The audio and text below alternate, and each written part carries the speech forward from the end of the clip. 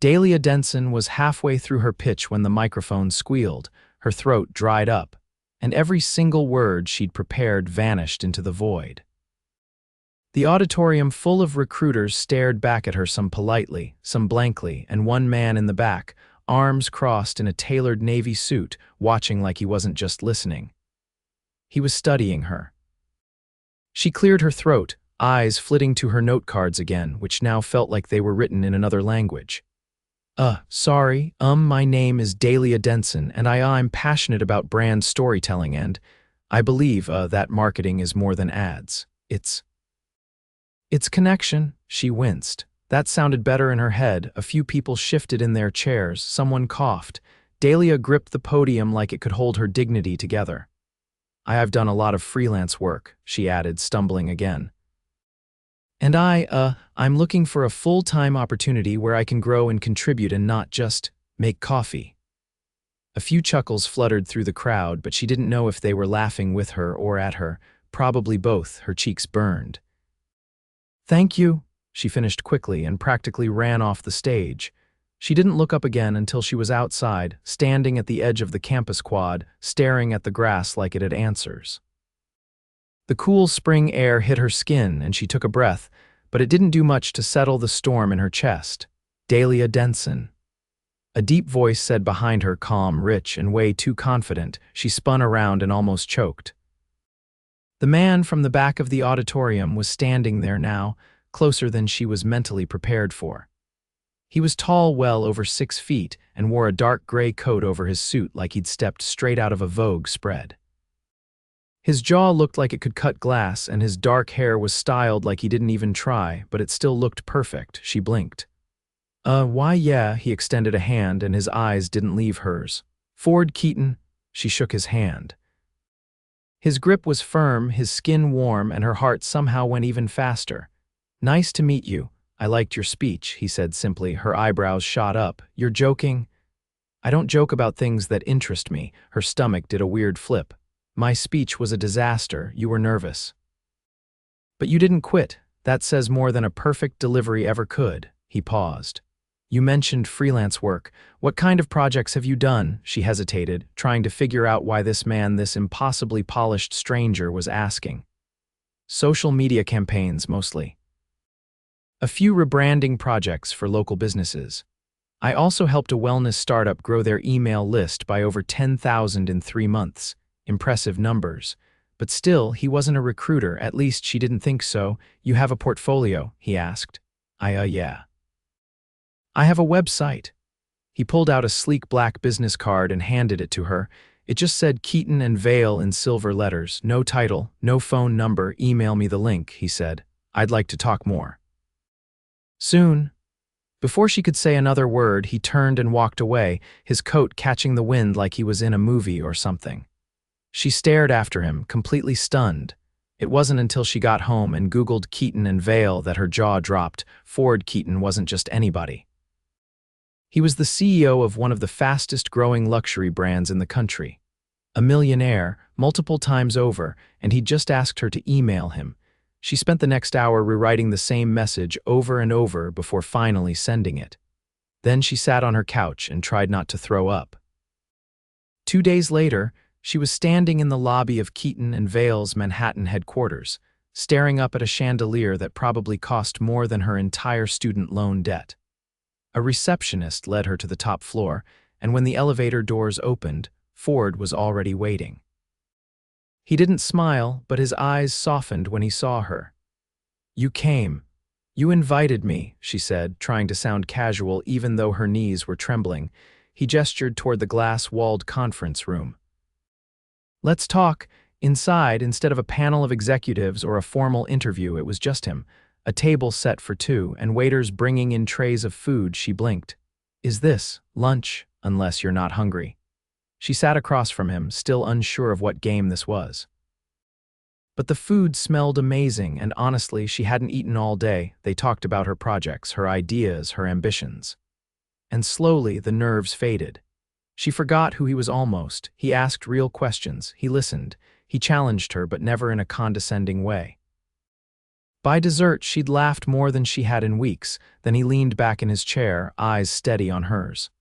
"You're talented, Dahlia, and brave. Most people would have bailed after freezing up on stage." She looked down at her fork. "I almost did, but you didn't. And I want to offer you a position." Her head snapped up. "You're hiring me." "I'm creating a new in-house brand innovation team," he said. "I want fresh voices, people who don't play by the same rules. You'd work directly with me." She swallowed. "I wait, seriously? I don't say things I don't mean." She stared at him, heart racing. "Why me?" His eyes didn't waver. "Because you didn't try to impress anyone. You were real, and that's rare." She sat there, stunned. This wasn't just a job. It was everything she'd dreamed about, doing creative work with real impact, and working under a man who made her feel like she mattered, even when she'd stumbled. She finally managed a breath. "Okay, I'm in." He smiled then, the first real smile she'd seen from him. It hit her like a freight train. He was dangerously handsome, and now he was her boss. "Good," he said. "You start Monday." As she stepped into the elevator, she barely noticed her reflection in the polished steel doors, but her heart was thudding, and something in her gut told her this wasn't just a job offer. It was the beginning of something else too, something she hadn't seen coming. By Tuesday morning, Dahlia was standing in front of a 40-story glass tower in Midtown, clutching a visitor badge and reminding herself to breathe. The lobby of Keaton and Vale was quiet, sleek, and intimidating. Not the kind of place she ever imagined herself working, let alone being personally recruited into. She followed the assistant, who greeted her to a private elevator, trying not to let the surrealness of it all knock her off balance. When the doors opened on the top floor, Ford was already at his desk, scrolling through a tablet. He looked up as she entered, then stood and walked around to meet her with a nod that somehow managed to feel both formal and familiar. "I hope you weren't waiting long," he said. "I wasn't sure if I was early or late," she admitted, glancing at the minimalist clock on the wall behind him. "There's no reception desk up here." "There's no one else up here," he replied, "just us." That hit differently. She didn't know if it was the quiet hum of the city below or the way he said it, but for a second her pulse jumped. He handed her a keycard. "This gives you access to the entire floor. Your office is across from mine. You'll find your laptop, credentials, and onboarding materials there. But I'd rather start with something more useful." "Okay." She followed him down a hallway lined with abstract art and glass doors. He stopped at the end of the corridor where a large room overlooked the skyline. Floor-to-ceiling windows, a whiteboard filled with scribbles and mood boards leaned against the walls. "This is the development suite," he said. "Only a few people have access.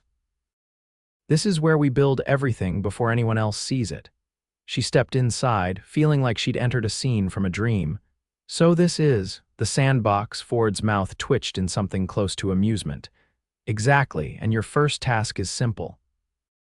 Audit one of our newest campaigns, the one for the luxury travel line. I want your honest perspective, not what you think I want to hear."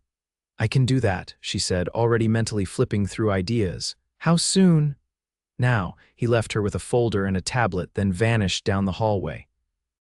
She sat down, opened the files, and threw herself into the work with single-minded focus. By the time Ford returned, the sun had shifted, and she'd covered the whiteboard with notes, divided into columns. What worked, what didn't, and what could be done better. He looked at the board, then at her. "You did all this already." "I had a few thoughts," she said, brushing chalk dust from her fingers. Ford studied the breakdown, then walked slowly to the middle column. "You think the visuals are too polished. They don't tell a story.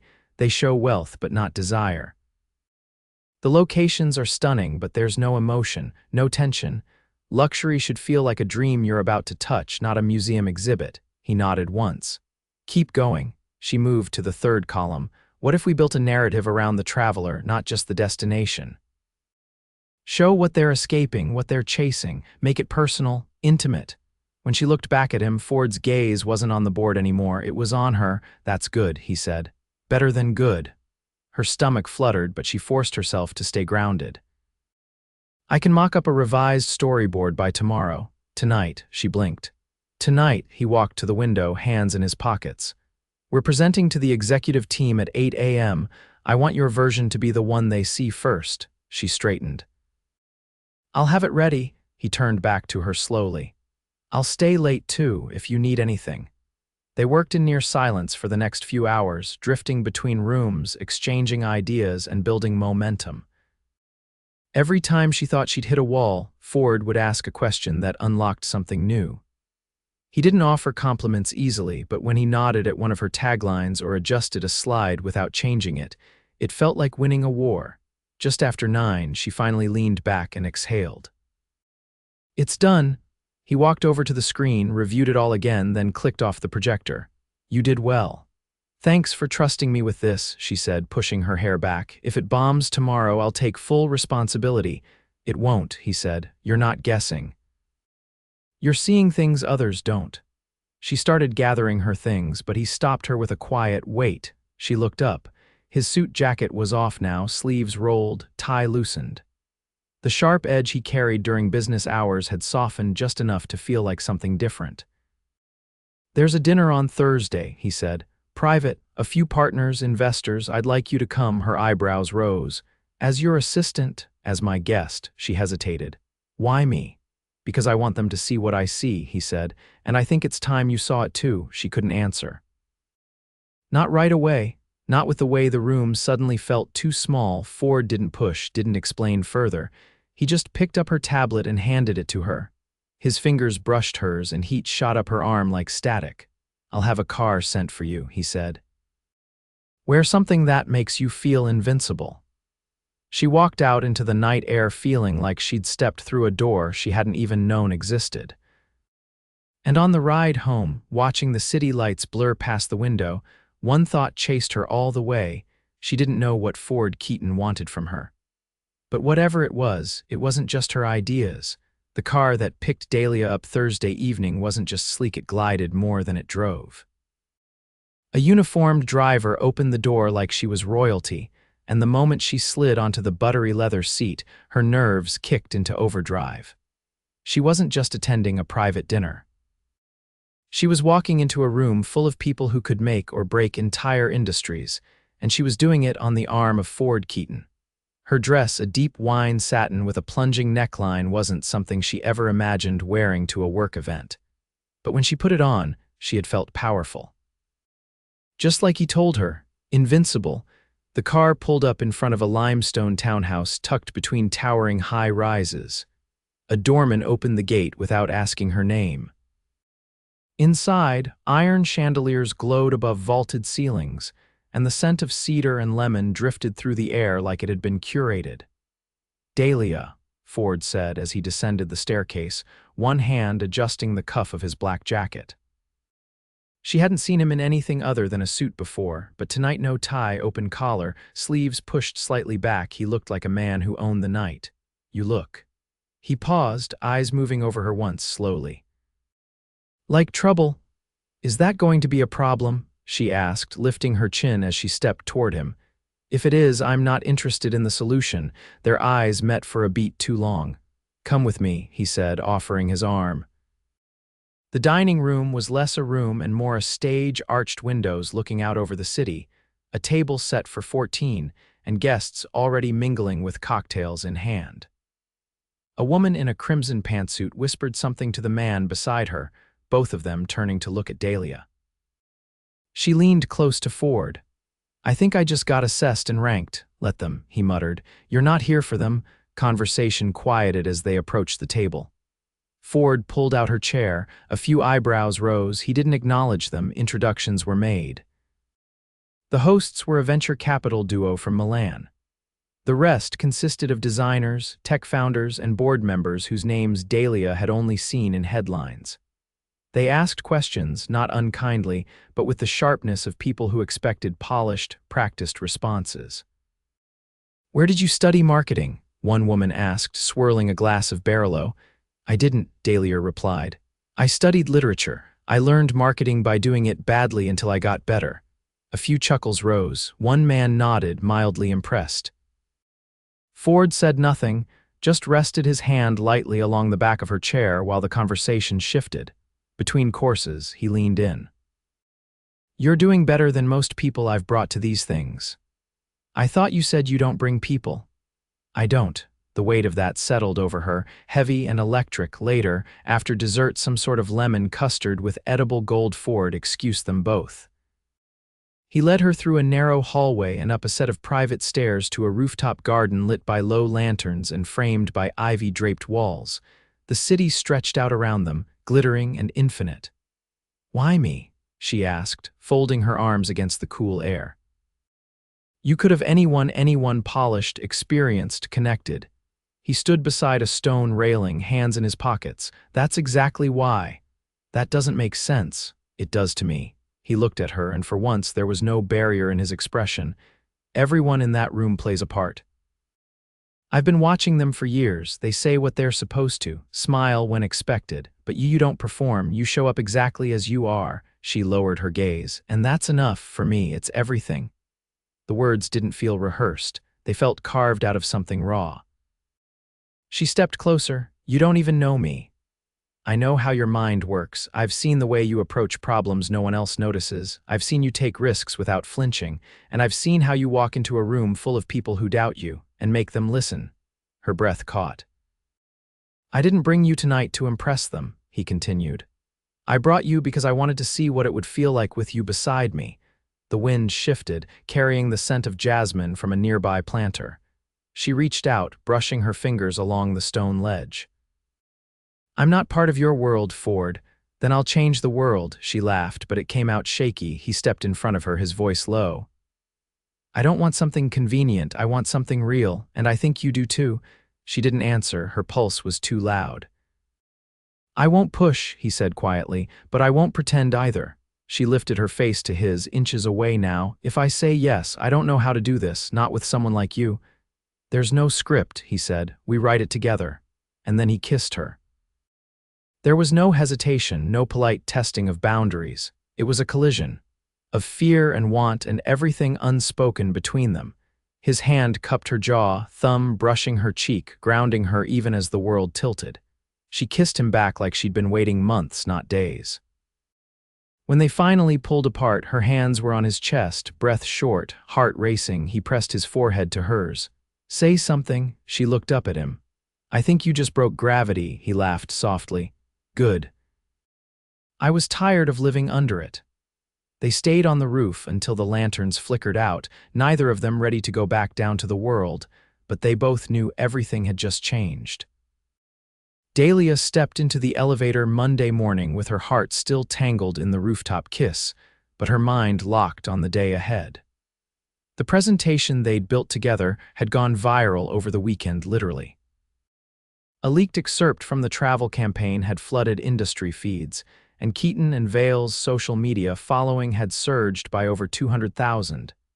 The executive team had praised the direction.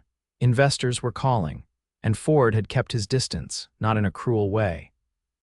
He was there, present in every meeting, focused and composed, but he hadn't touched her since that night, hadn't said anything that couldn't be said in front of others.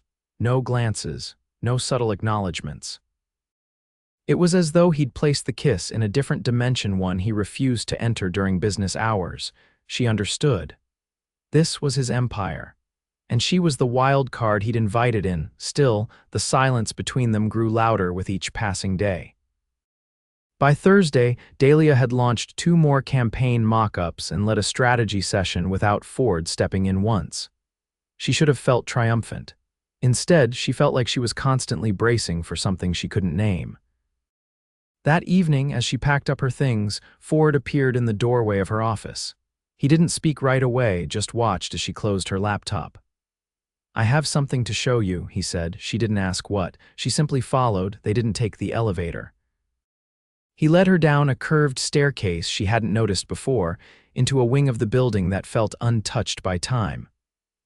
The walls were lined with framed sketches, early product prototypes, and handwritten notes in gold frames. "This was the original design room," he said, unlocking a door at the end of the corridor, "before the brand became what it is now." Inside, the space was raw, unfinished wood floors, a long drafting table, and bolts of fabric stacked like forgotten treasures. It didn't look anything like the rest of the building. It looked like someone's secret. I used to come here when I wanted to design without boardroom eyes on me, he said, before I was too visible to disappear. You still come here? She asked. I haven't. Not in years. She walked slowly through the room, fingertips grazing the edge of the table. Why bring me here now? He leaned against the doorframe. Because I don't want to keep pretending that what's happening between us is something I can box up between meetings. She turned to him, pulse quickening. I've spent most of my life building this, he said. Every minute, every choice, every sacrifice until there was nothing outside of this company that felt real anymore. Then you walked in, couldn't even finish your pitch, and somehow managed to be the most honest person I've heard speak in years. She laughed softly. You really know how to make a girl feel like a walking disaster. I'm serious. You changed the temperature of the room just by being in it, and I was done for the moment I heard you admit you were nervous. She crossed her arms, trying to steady herself. You've been keeping your distance. I thought I had to, he said, but that ends now. He walked toward her, stopping a few feet away. I don't want this to be a secret. I'm not interested in hiding you from anyone. Her throat tightened. You're not worried about what people will say. They've already said it, he replied. Since the moment I gave you a seat at the table, but I don't build my life around other people's comfort. She studied him, searching for cracks. There were none, just calm certainty. I'm scared, she said. I know, he replied, but I'm not. He took her hand, not rushed this time, not frantic, just a quiet, deliberate touch that made her heart ache. Come with me tomorrow, he said. There's a gala at the Met. I want to walk in with you. She hesitated. That's a very public way to stop pretending. He lifted her hand to his chest. Exactly. The following night, the museum glittered with chandeliers and designer gowns. Photographers lined the entrance, their flashes turning the marble steps into a strobe-lit runway. Dahlia stepped out of the car at Ford's side, her hand resting in his as the cameras erupted. He didn't rush her. He didn't let go. Inside, the buzz was immediate. Heads turned, murmurs followed, but Ford didn't blink. He introduced her to every key figure in the room without flinching. Not as his employee, not as a guest, as the woman beside him. At one point, while a famous chef explained the inspiration behind the evening's hors d'oeuvres, Ford leaned close and whispered in her ear, "You're doing it again." She tilted her head. Doing what? Making the room shift. Later, as the music played and people danced beneath towering sculptures, he pulled her into a quiet corner near a moonlit fountain. I've built everything I ever wanted, he said, but it never felt like enough, not until now. Her breath caught. What changed? You, he said. You showed me how much I'd been missing. She tried to speak, but the emotion swelled too fast. I don't want a life that's curated and calculated anymore, he said. I want messy, unpredictable, real. I want you. She stared at him, the weight of every moment crashing into her chest. I never planned any of this. I know, he said, stepping closer, but I think we were always meant to collide.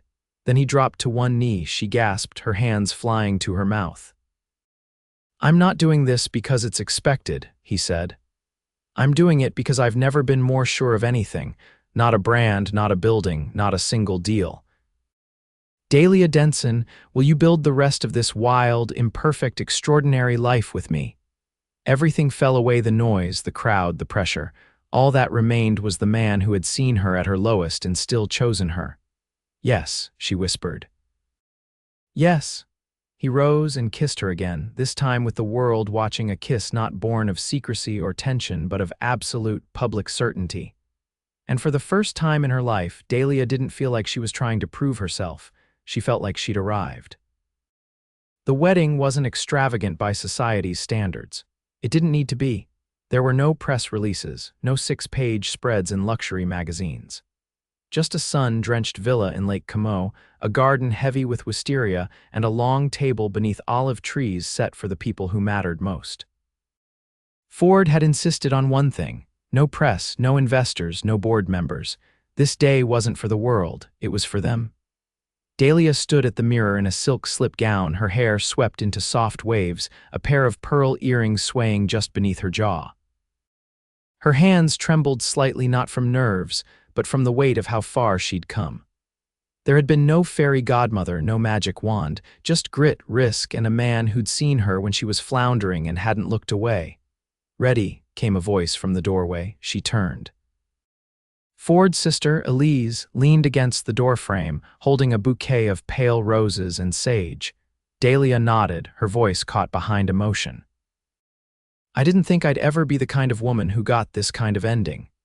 "You're not," Elise said, stepping forward and pressing the bouquet into her hands. "You're the kind of woman who earned it." Outside, Ford waited beneath an arch of woven branches, the lake glittering behind him.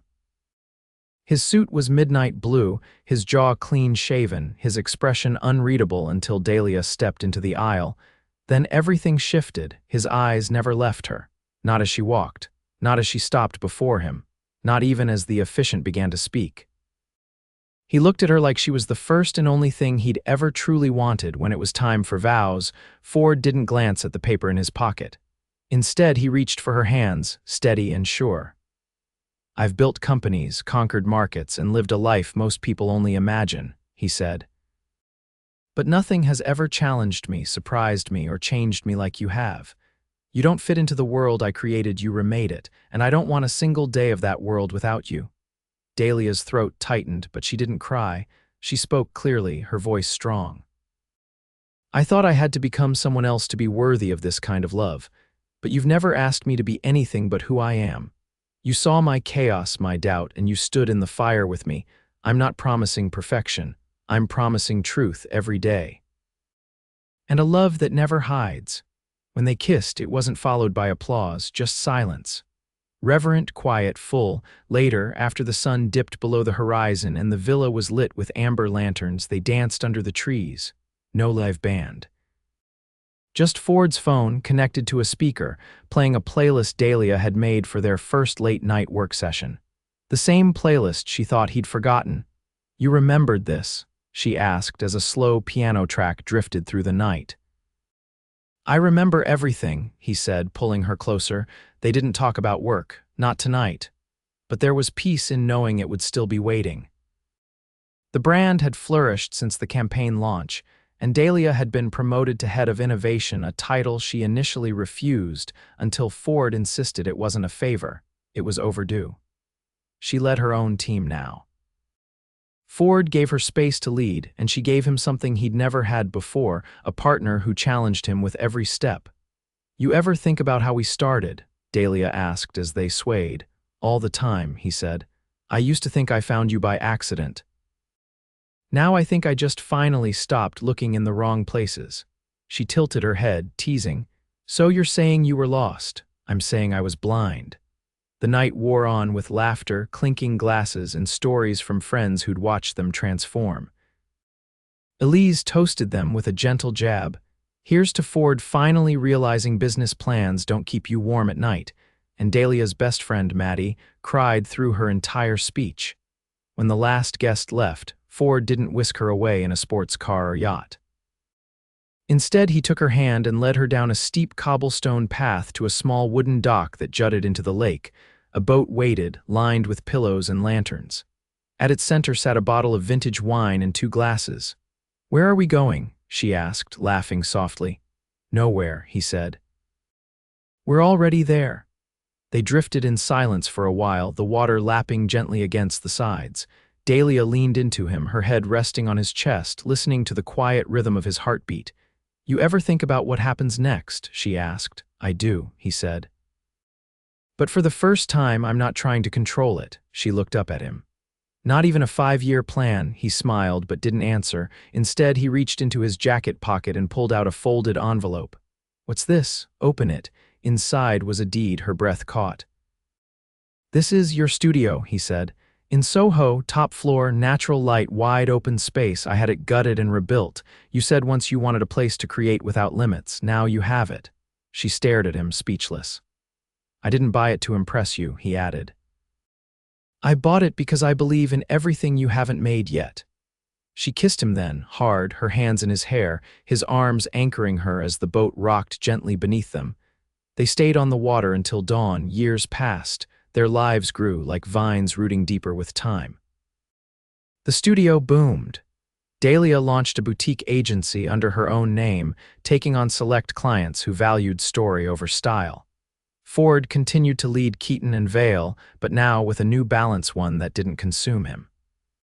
He spent weekends cooking pasta from scratch, learning to laugh again, learning to live for more than the next quarter. They fought sometimes, passionately, but never cruelly. They learned each other's rhythms, respected each other's silence, and always came back stronger.